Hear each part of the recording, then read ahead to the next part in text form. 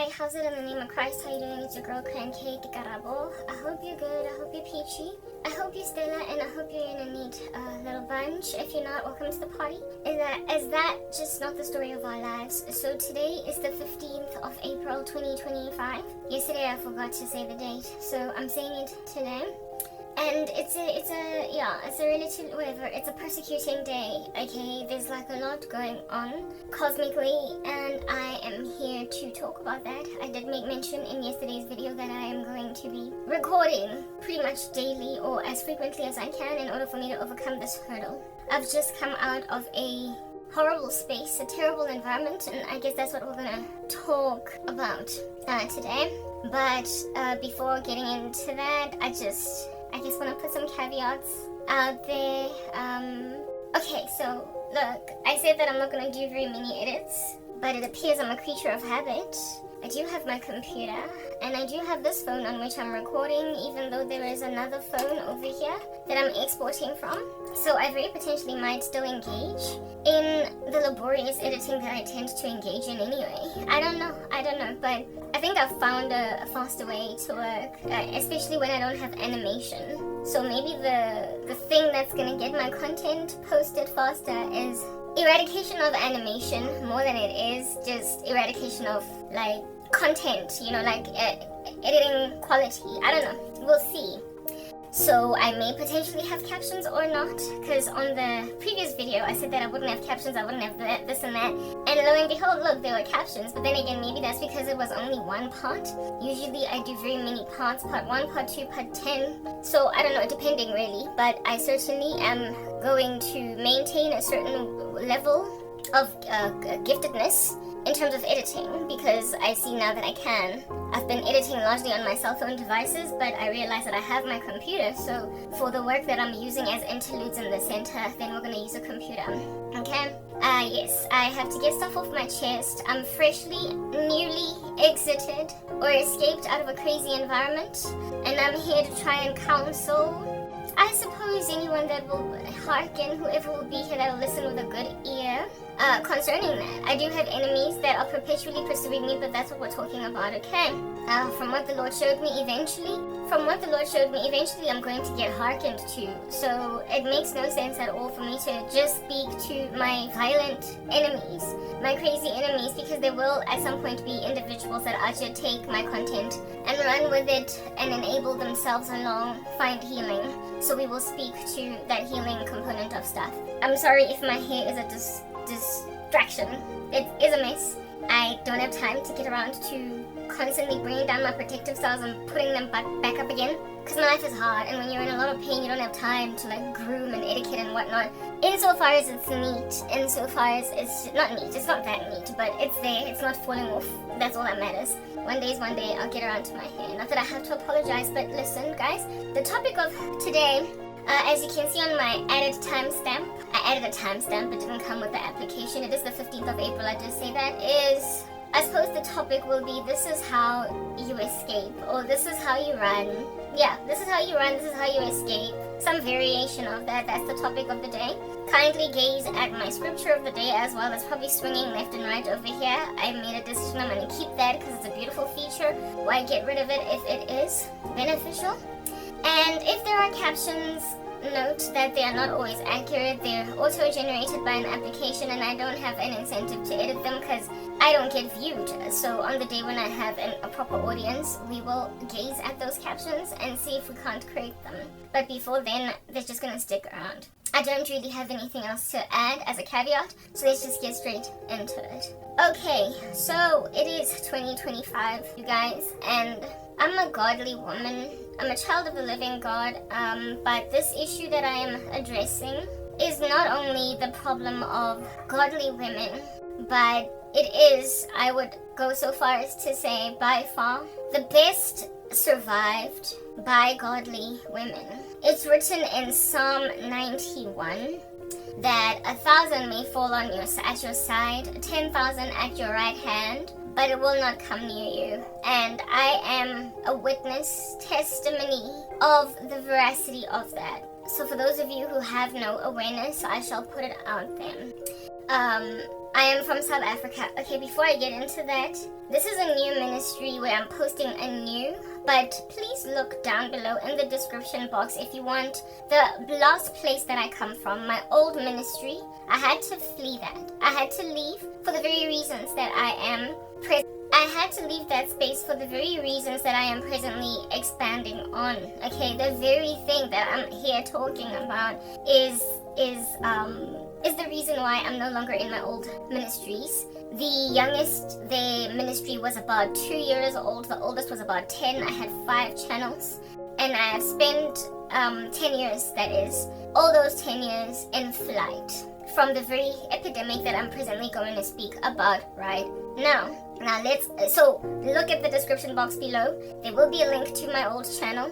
I am very persecuted by miscreants at YouTube that are going against company policy. They are not the decision. They're acting independent of YouTube's decisions. They're rogue. What I'm trying to get at is that there are people who are rogue at YouTube who get paid bribes by individuals that are super corrupt in my country. So this is not a YouTube problem. YouTube has its issues, but this here is not one of them. Okay? It has its censorship, random agendas every so often up its sleeves, but this is not one of those cases. Coupled with the fact that Donald Trump, the president of the US, signed an executive order essentially banning all manner and kinds of religious persecution on American platforms or on American in American spaces, and YouTube is an American space. So perhaps maybe under the Biden administration, this might have been feasibly a blame on YouTube, but it is not anymore. I am suffocating under tyranny and oppression alongside corruption from South Africa, and the parties that be, the powers that be here, that thanks to America setting base camp in their country with social media platforms and creating employment, they then went and took advantage of that and walked in a corrupt fashion. So it's corrupt South Africans that are messing with my life on an American platform. They are soon going to be uprooted. Therefore, this issue that I am challenged by is not going to be maintained as a problem that I am challenged by. But in the run-up to, let it be known that the very thing that I'm talking about right now is that issue. The fact that it is very easy for a certain kind of men in this country to essentially enable their cause along at the violent expense of women, sometimes even using women. The biggest of my perpetrators in terms of YouTube employees is a woman, and worse, a black woman. And she is enabling a cause or an agenda that is antagonized to the well-being of black women, especially in my country. So she is a betrayer and a hypocrite against her own gender. But with any rotten ecosystem, there will always be psychopaths that are dangled nothing but a carrot of money in order to abandon any kind of virtue or value. So women can literally abandon or ditch the cause of women in totality, insofar as there is a carrot dangled in front of them. And that's why you have women who work as madam brothels. They own brothels that human traffic women, and they are unfazed by the fact that they have a little mansion where they live comfortably with their girl children while they subjugate the girl children of other men and women to the tyranny of sex trafficking. There are women who work in places where women ought not work, but they're chased along by nothing but money. Yeah, so I need to put this out there that the battle that I am in right now is a battle for women, by women, enabled sometimes even by the loving, doting arms of better men.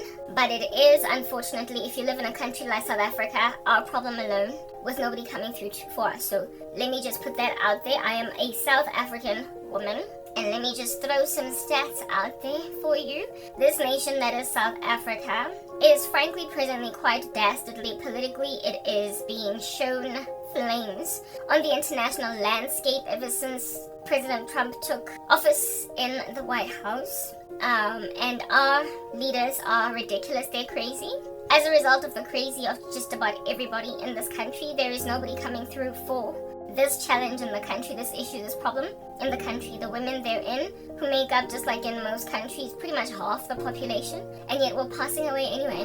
Okay, our politicians are crazy. They are spinning on the spot, jumping up and down like kangaroos, and are unable at all to maintain basic things going. Therefore, how much less enabled are issues of women on the ground as a result of our government dropping the ball and a lot of occult involvement, a lot of crazy stuff that people do. We are now, like I said, I would put out their statistics, the worst country to live in the world when it comes to being a woman. If you are a woman and you are South African, you are living in the worst country to be that gender. I would go so far as to qualify that and say that it is largely black women that are suffocating at the hands of gender-based violence in this country. White women do suffocate. We do remember that Rieva Steenkamp was killed. They also are endured through that. But it's largely black women that suffocate. It might be because we are a largely black country. We are in Africa. So whenever stats get spewed out, it likely will imply that blacks are the most affected, right? However, there is a marked difference, an observable one. It is stark, it is clear, it is overt, and it is stellar, the way that it glistens. Difference in the treatment of women by men of other demographics other than black. Like I said, observably. It is observably stark. The treatment of women between black men and literally everybody else. We are a nation that is diverse. We've got many races, and the four that are particularly highlighted in documentation and the law, etc., seeing as they were covered under Group Areas Acts of the apartheid regime, are black, colored, white, and Indian. Yes, there are Chinese here, Asians from Korea, etc. There are maybe Hispanics. There are many different kinds of races that are in South Africa, but largely the ones that get recognized by the government are the four that I've highlighted because they make up the biggest demographics in the country, and they were covered by legislation systematically under historical laws. So therefore they are the biggest populations of the country, the biggest of which is black. And so out of all other races included, apart from these, whites, Indians, and coloreds, and blacks, black people, black women, black men in particular, there is a marked, observable difference in the way that they treat women versus everybody else. I'm not saying that there are no violent white men or Indian or colored. Our gender-based stats make it clear that that's not true. They are across the race spectrum, but the biggest afflictors, proportionally even, if you were to put scale on it, on a graph where you would scale it in order to make 1-to-1 in terms of a ratio of white man versus black man, or Indian man versus black man, colored man versus black man, and all other races being made equal, even if we were to put it on a scale. In other words, proportionality matters. In other words, the sheer numbers or the volumes are irrelevant. Even if you were to put it on scale, to proportionate, I don't know what the word is, there would still, just in terms of percentages, be a huge difference in terms of how white men proportionally, even though they're significantly less in number than black men, Indian men proportionally, even though they're significantly less in number than black men, and colored men proportionally, even though they are significantly lesser in number than black men, are far less abusive, far less, by a landslide, of their women. It's just a basic fact. However, we've got an irresponsible government in this country.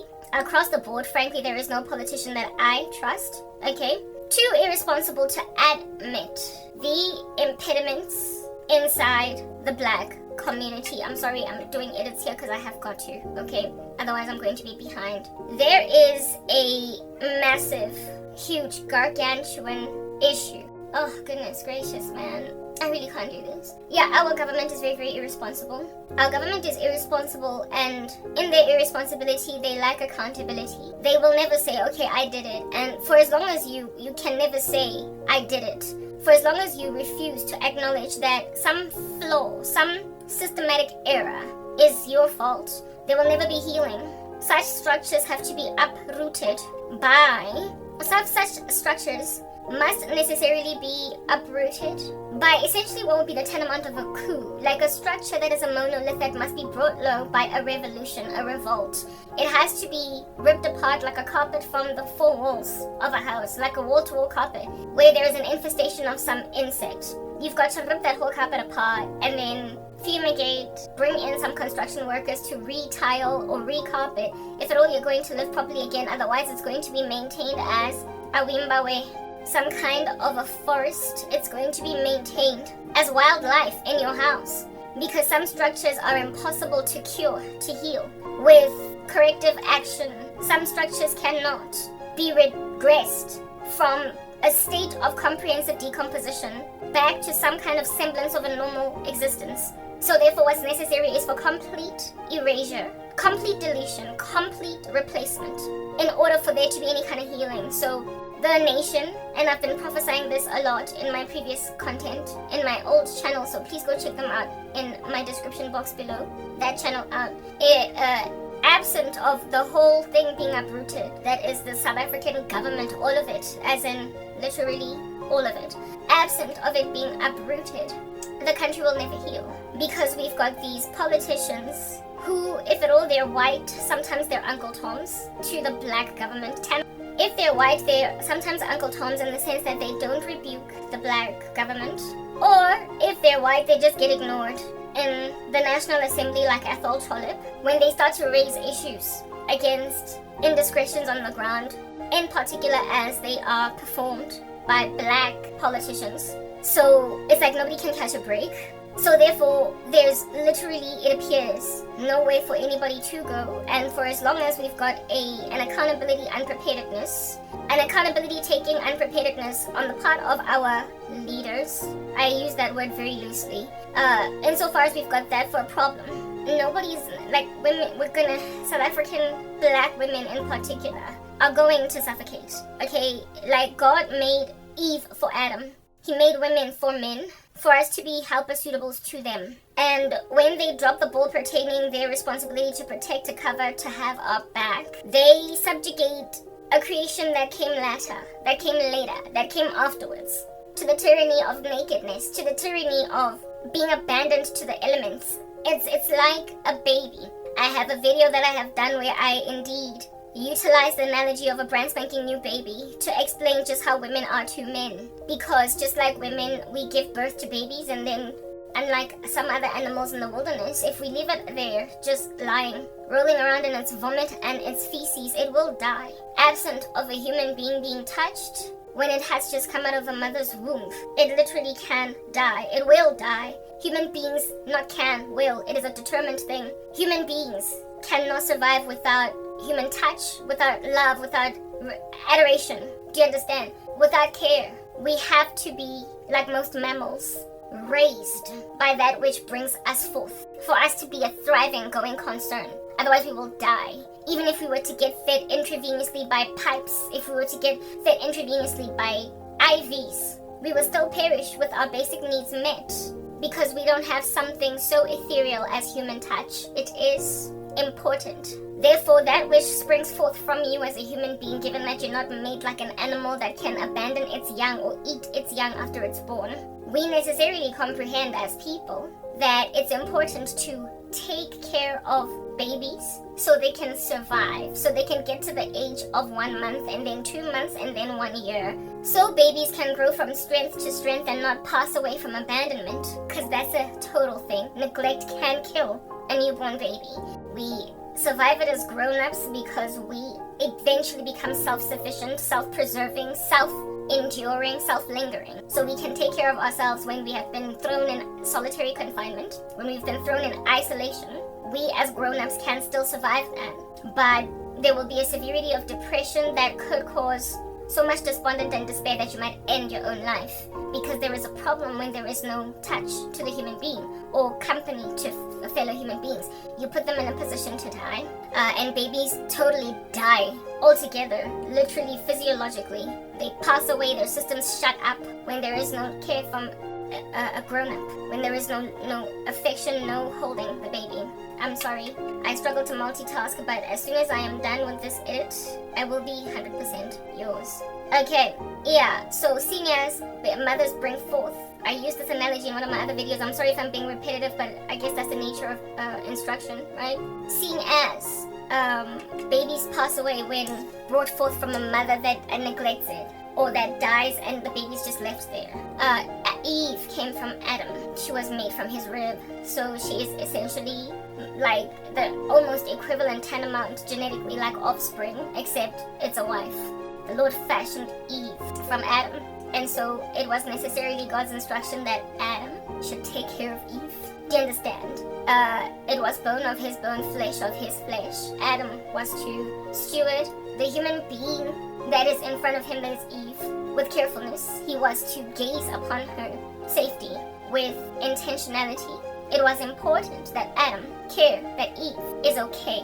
And seeing as Adam was here first, it was also his duty to train her up on these streets, the ropes. He was supposed to show her the ropes. He was supposed to tell her what he named every animal. He was supposed to basically give her a tour of the garden, just like the way that you would if a friend came to see your house. It's your house. You've decorated it. If you don't give them a tour, you're an irresponsible host, and they are an abandoned or neglected guest in your house. And so when they leave you with a horrible review, you deserve it. That's what happened, right? Adam, because he was yet to be fallen, when he embraced Eve at first, successfully achieved all that loving of Eve, all that appreciating of Eve, much like the same way that you would love and appreciate a newborn baby if you want it, when it's in your hands now that you've given birth to it. There is an inherent sense of duty that you feel towards that baby, and an immediate protectiveness that you have over it. You know that it has to get to age 1, 2, 3, and that absent of you, it will not get there. There is an inherent understanding that this baby is in danger. It is a fatal mistake to abandon it. Therefore, in a similar state, it ought to be gazed, comprehended by men, that it is a danger, a fatal mistake. It is violently lethal to neglect women, to abandon them to the elements. You are putting them in a position to die very shortly after you ditch them. And thanks to not exercising self-control over your urges in this regard, you then eliminate, obliterate that which God literally put you to sleep in order to fashion for your benefit.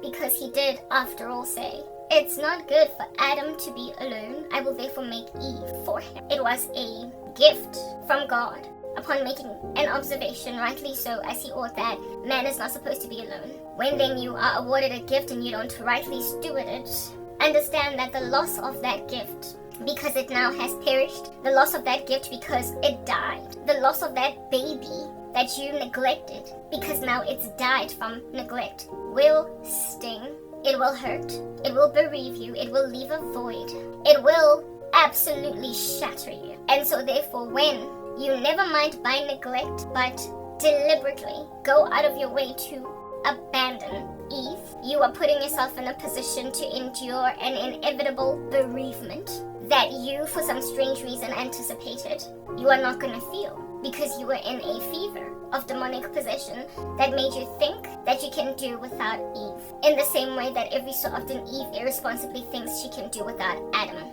I had a whole 11-part series that I recorded that I'm still gonna share, where I speak about this very issue, where I highlight on this very matter, that it's irresponsible for women to say they don't need men. Similarly too, it is irresponsible for men to say that they can do without women. Women were given men to steward, and women were given to men that men may steward them responsibly, and women were also then given instructions as to how to be under this steward. Same way that children have rules. They are not ever seen as children, seeing as they are the ones that we produce, we manufacture, we make them. They do not come out being the ones that we made a decision to bring into this world, rightly entitled to merely exist and then do nothing with the fact that we brought them into this place. Is therefore a flawed argument by a child to say, "I didn't ask to be born, so please, I don't gotta listen to you. You're the one that decided to bring me into this place." God awards precepts for every last being that lands on the planet, and to children he tells them, "Obey your parents. This is the first commandment with a promise." He tells parents that in the heart of a child dwells a great deal of folly, but the rod of discipline drives it away from him. Therefore, right next to adoring this infant, that it might grow from strength to strength, are rules, because you don't get to make like Sia and swing on a chandelier and do whatever you want. If you don't obey these rules, similarly too is the life of the child in danger if the kid will not respect the authority of the parents. They put themselves in harm's way when they ignore the rules of their mom and dad and of society in totality.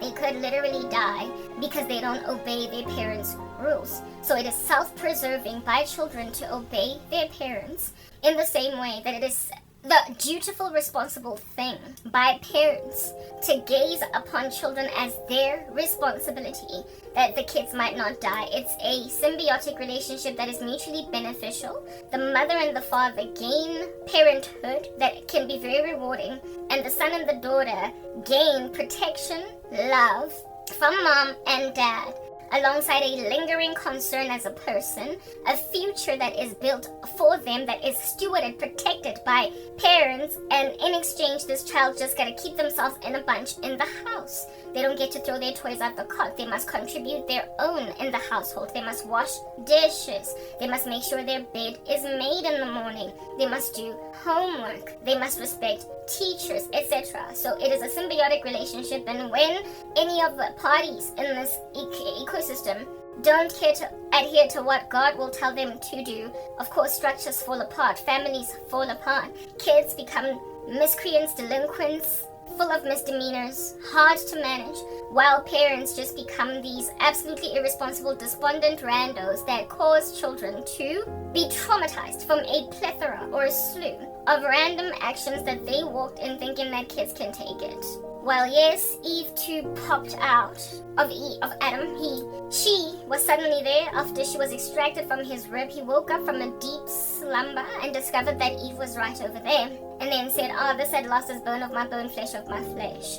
That was within no right standing for Eve to then be like, I didn't ask to be here. I didn't ask to be made. I didn't ask that you should pursue me, Shelami. I'm not the one that saw me on the rugby field when I was cheering on the rugby team at the finals of some high school match. I did not, upon you being a little jock of a rugby player, upon you gazing at me in the bleachers, sitting over there, pom-pomming, cheering on the school team. I did not ask for you to land your lackluster eyes on me, gaze at me, and imagine me spectacular, pretty, and fantastic, or whatever. Enough for you to stumble around and trip on the rugby floor because I was so pretty. And then after the rugby match is over, see it fit to overwhelm your own guababa and then come and pursue me. I didn't ask you to shella me because from a distance you imagined, a rugby jock. This had lost his bone of my bone, flesh of my flesh. I didn't ask you to have a crush on me. I didn't ask you to think I'm cute. So frankly, upon me agreeing to be your girlfriend, and then fiance, ultimately graduating over to marriage when we're both 22, I, seeing as you brought me forth and decided that you're gonna bring me in your camp as your thing to steward, I don't owe you anything because after all you pursued me. I don't owe you anything because after all you spotted me. I don't owe you anything because after all you're the one that decided to pay for my pizza. You're the one that decided to buy me my first car. You're the one that decided to teach me how to drive so I can drive that first car. You're the one that decided to take the matter out of my parents' hands and pay for my university tuition because you thought you were a big man and everything.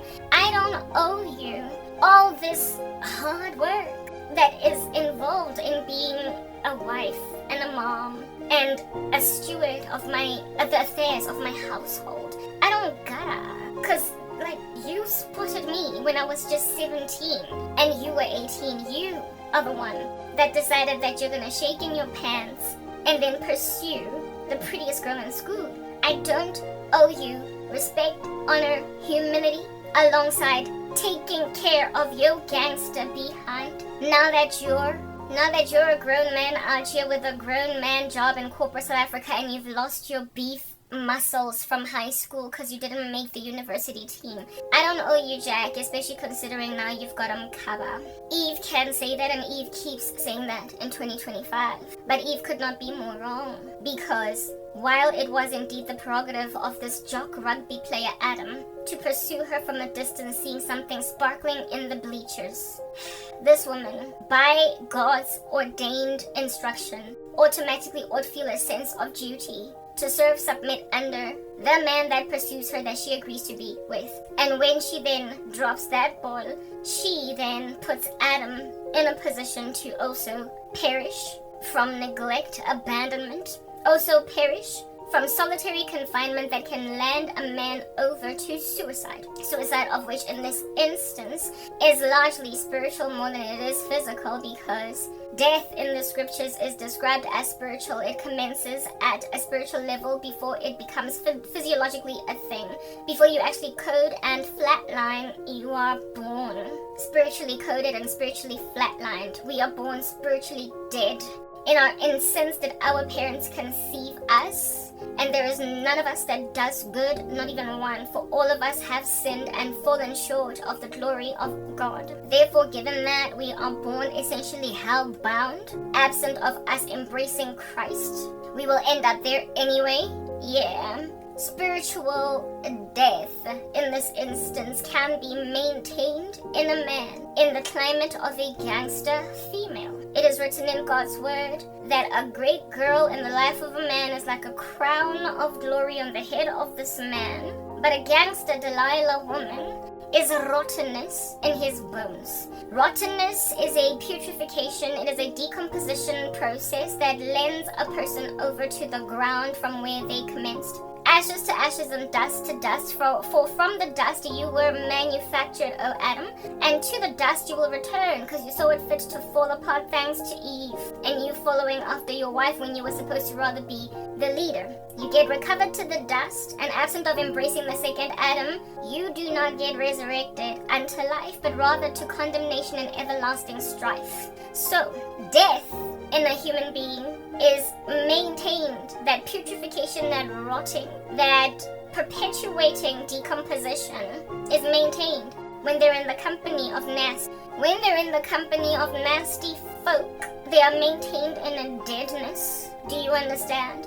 And so therefore do not get defibrillated, brought back to life like Lazarus, who was told to come forth by Jesus. You don't rise again when you don't embrace the cross. There is no other name given among men by which we must be saved other than the name of Jesus. He is the way, the truth, and the life, and no one comes to the Father except through him. Okay. Adam is hugely disincentivized from ever embracing the second Adam when he's dealing with a recalcitrant Eve that has no regard for her roles. But similarly too, in the very opposite extreme, so too is Eve disincentivized from ever turning her life over to God truly in the company of a crazy Adam. Because of the fact that this striving between men and women is used by Satan. After all, he does come after the woman, that would be Israel, but also the woman that was the first to be used to tempt, to fall apart in the garden. If Satan can get to women and just make them really crazy lackluster, he can condemn literally an entire country through the folly of Eve, because Adam acts in a very suicidal capacity when Eve doesn't make sense, okay?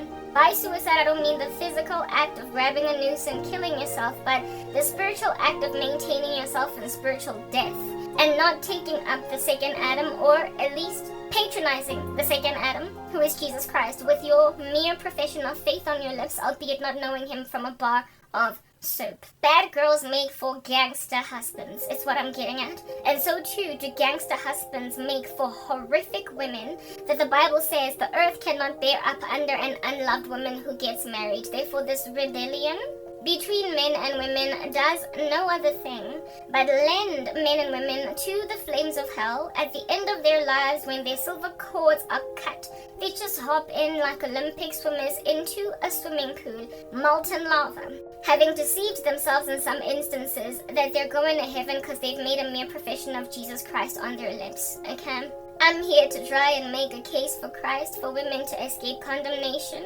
and also to help them understand that it doesn't have to be so gangster. It doesn't have to be so terrible. It It doesn't have to be so ridiculous when it comes to men. Listen, okay?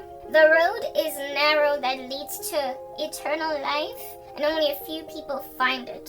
But the road is broad that leads to destruction, and most earth dwellers enter into it, and so they perish for all of eternity, dying a second death over and over again. It must therefore be comprehended that hard as it is to find a good man, it is possible, but that difficulty to find a good man is only because the Bible is true. The road is skinny, like an anorexic, that leads to life, and there's only a few of these men that find it. It's written in the Lord's word, a faithful man who can find. Same way that it's written in God's word in Proverbs 31, an excellent wife who can find. They are just as rare in each camp, and it is the prerogative of each camp dweller to wait on the way, the truth, and the life. No one comes to him, to the Father, but through him, to help them find each other.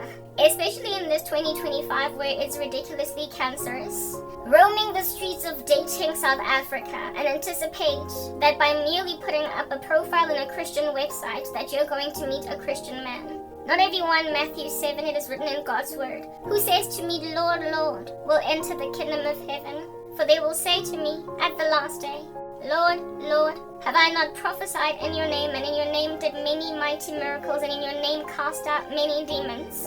And Jesus will tell them, depart from me, worker of iniquity, I never knew you. These are people with Christian activity, however, God did not know them. There was no intimate relationship between him and them. They were lukewarm, so he spat them out of his mouth like chicken bones after you've been gnawing at them for a very long time because they're from KFC. Okay. Jesus Christ does not know the grand majority of professing Christians, but he knows a remnant, a small little number, because God has always been the God of the remnant. We know that's a thing because of Romans 11, Romans 9. Those who are his people will no longer be his people, and then he will engraft the Gentiles and call them his people to make the Jews jealous. In the end, in Jacob's trouble, only a remnant of Jews, a third to be exact, are salvaged for redemption. God has always been the God of the minority, evidenced even by Matthew 7, where the road is narrow that leads to life. It is also evidence to this narrowness and this, therefore, difficulty to find true saints. In one of the Thessalonian books where it is spoken that there's going to be a great apostasy in the last day, many are going to depart from the faith. People are going to give heed to seducing spirits and doctrines of demons. I think it might be one of the Timothys as opposed to the Thessalonians, but it's in the Bible. They give heed to seducing spirits and doctrines of demons, and having itching ears. This is now in 2 Timothy 3, I'm aware of it, or 4. They gather for themselves a great number of teachers to teach them what their itching ears want to hear. The 9-part series that has taken me 10 years to edit, in there I speak about these individuals that aren't truly of God but that claim to be. It is therefore not at all safe, even in the slightest, to throw yourself in a Christian website for dating, hoping that you're going to meet a Christian man because, like Karabo, you're like 40 years old. And the reason why I'm speaking about a Christian dating website right now is because social media is like Tinder for just about everybody. Even though you don't actually upload a profile for yourself intentionally in a dating website, you could end up meeting somebody the way that you end up meeting somebody in dating websites, by simply being present on social media at all.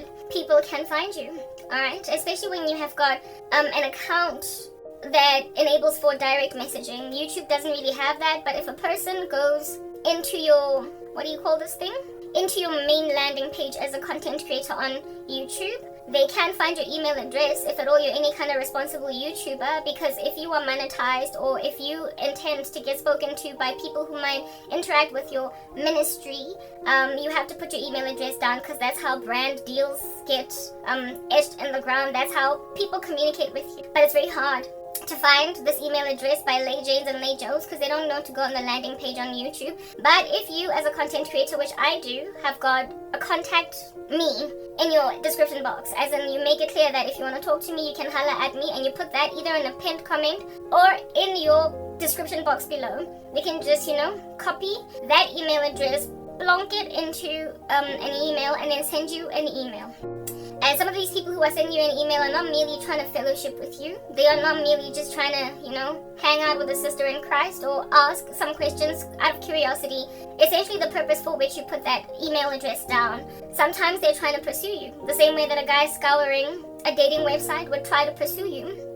because they find they basically swipe left or is it swiping right or whatever, like on Tinder.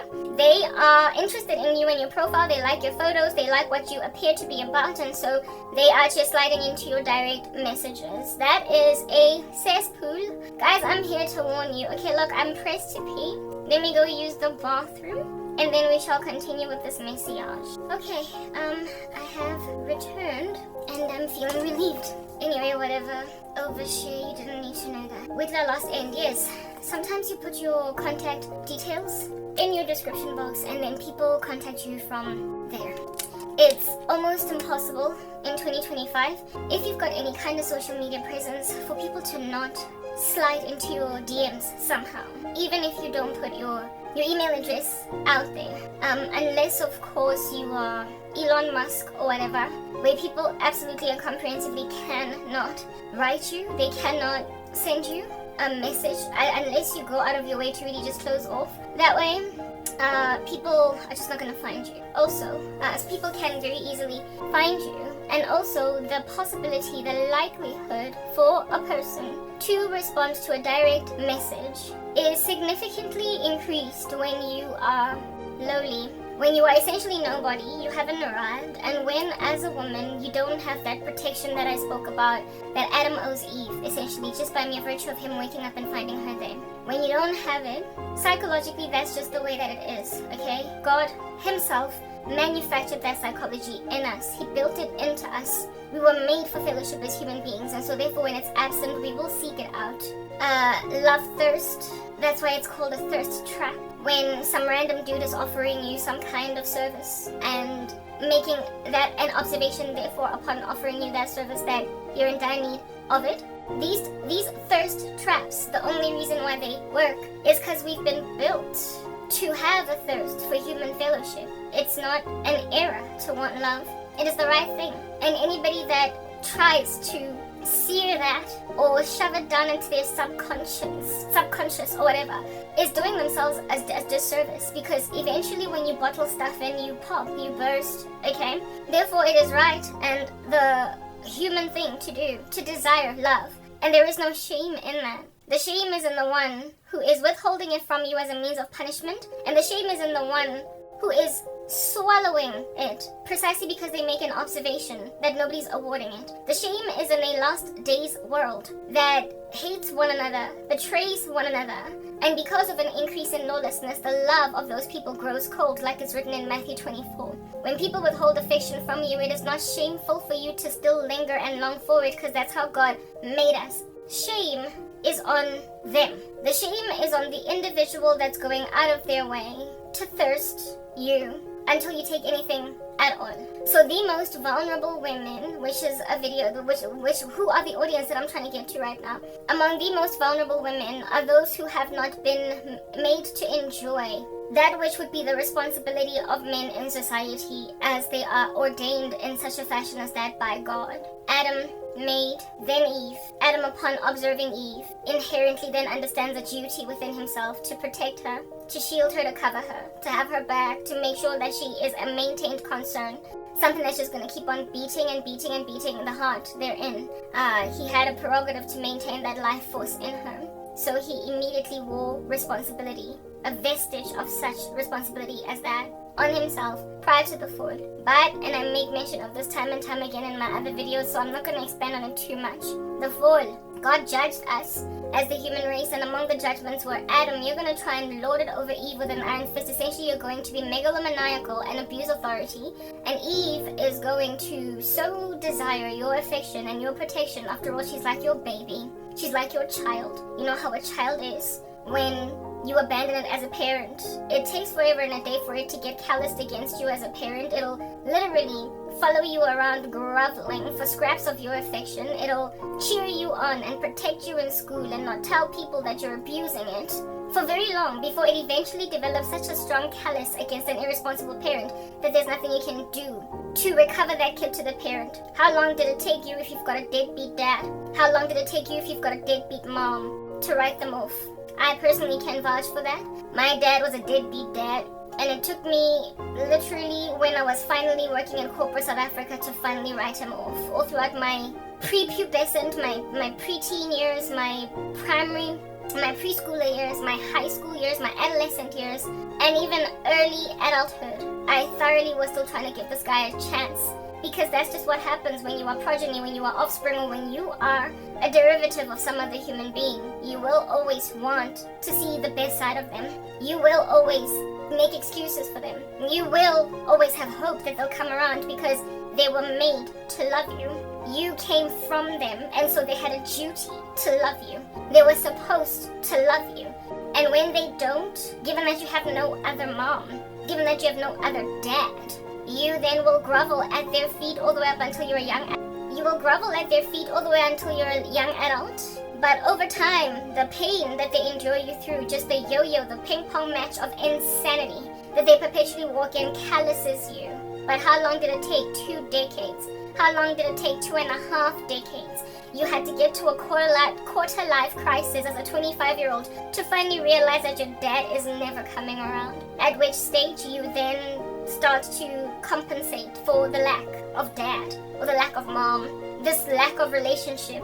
And unfortunately, this compensation, if at all you don't give your life to Christ, tends to look something like women capitulating and sucking the living daylights up out of men that are horrific in order to satiate their adoration or their love, their desire, their thirst for dadhood, for a father figure. And then men become Oedipus, unfortunately, where it is that they are perpetually suckling at the breasts without maturing, without growing of their women. Their girlfriends become their moms, and they therefore demand the same kind of services that you would get from your mother. They take care of you, these older women, in spite of your disrespect, in spite of how much you keep on dropping the ball, in spite of the fact that you don't want to go to school, in spite of the fact that you've impregnated the next door neighbor's teenage girl, in spite of, your mom is still there for you. Your mom, when you get arrested, is the one that's bazooking you in prison because you slapped the girl and now you've been arrested for gender-based violence.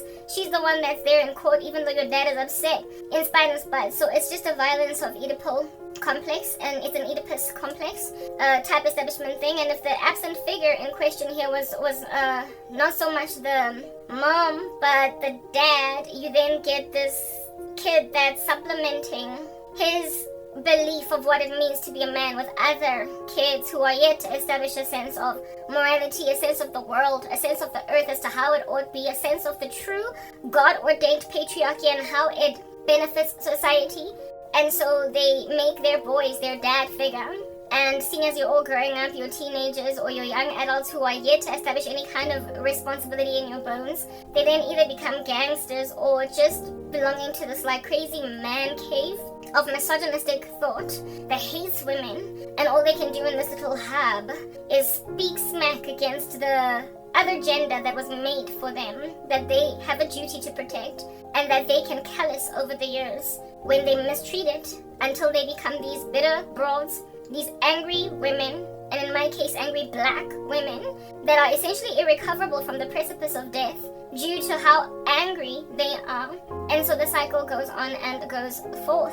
A lack of adequate parenting or a lack of adequate fathering or mothering, whether or not the parent is present in the household, not fulfilling their God-ordained functions, produces either of these extremes. In women, it makes them sappy for bad boys, and men indefinitely until they get calloused, while men just come up with their own doctrines of demons and destructive heresies as to how to be men because they are on a mission to handle women that need no handling. Yeah, that's what happens when you hope someone is gonna do better and then just doesn't. Okay? You hold on to them until you establish your own sense of how the world ought to be, but that is a reaction or a response to the pain, the lack, the irresponsibility on the part of a human being that calloused you against how you ought to be in the sight of God. Yeah, stuff like that happens. So therefore women, when they are like children who have a deadbeat mom or a deadbeat dad, when they are not well treated by boyfriends, husbands, fiancés, men that are supposed to care for them, dads, whoever is supposed to have the back of the female community, when they are perpetually disappointed by men, they will make like that young kid growing up that desperately longs for their dad to be responsible, but their dad just isn't. We'll stick to the example of the dad because that was my situation. Desperately long for a dad to be responsible, and all the way up until your quarter life, you still are hopeful that somebody's gonna come around that just never does. Yeah, somewhere along the way, after that, there is a final disappointment. There is a last disappointment. There is a hurdle that is hopped over. That is the final one. And at that final hurdle of disappointment, there is a callousing of unforgiveness and a callousing of a manufacturing of a worldview that is absolutely warped because it has not God in it, that then produces what the Bible calls an unloved woman that gets married. The earth cannot bear up under her. It produces that woman that is rottenness in the bones of a man. It makes a prostitute out of a woman that then becomes angry at virtuous women. It produces a woman that by any means necessary, I'm gonna get mine. I'm gonna do whatever it takes to get ahead, and this time around I'm not gonna care about anybody.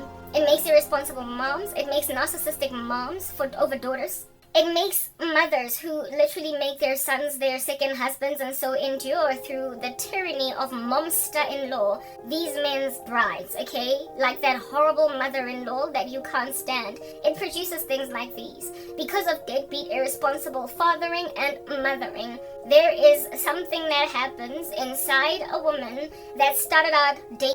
A woman that started out coy and dainty and a breath of fresh air becomes insufferable later on.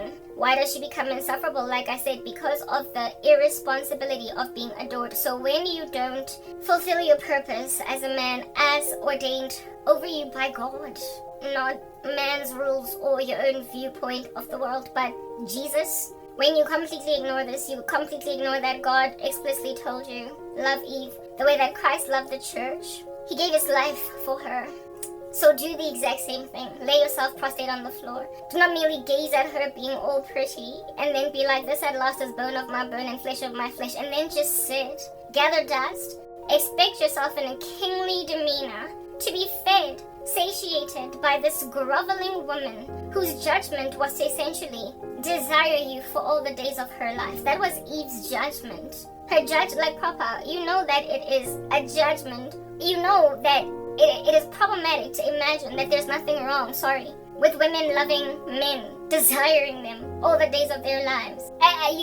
You know that it's erroneous for you to not see it as a problem when it is passed down as a judgment. It was not a gift or an award that Eve would love her husband unconditionally. It was a judgment. In other words, she would be loving a man that was simply not reciprocate. But in spite of how much he's not reciprocating, she will still salivate after that love. She would nibble away at his toes. She will follow him around. And if at all this man is not responsibly instructed by the God of the universe to award her the love she longs for, Eve will then make like that teenage girl that eventually at the age of 23 gets over her deadbeat dad and then becomes mean. So these women that start out soft and coy and dainty become hardened. You barely recognize them. They look in the mirror and there is nothing but a calloused woman. They become like Medusa. One look in their eye and a man is turned into stone. That is what is produced. And when you are Medusa, when you're Medusa, you cannot serve God. You cannot serve God when you are that calloused, when you are that wicked, when you are that hateful of young women, when you are that resentful of your own children, when you lack desire for the bringing up of your own offspring, when you are a tactless mother that does anything at all to get ahead, when you keep on sleeping with all the butmazisas of the suburb in order to pay for your child's school fees, you will not enter the kingdom of God. When you've got a mindset as a woman that I will do whatever it takes to get ahead because these guys ain't jack and they will keep on hurting you, so every man for himself, I gotta have mine, I gotta take care of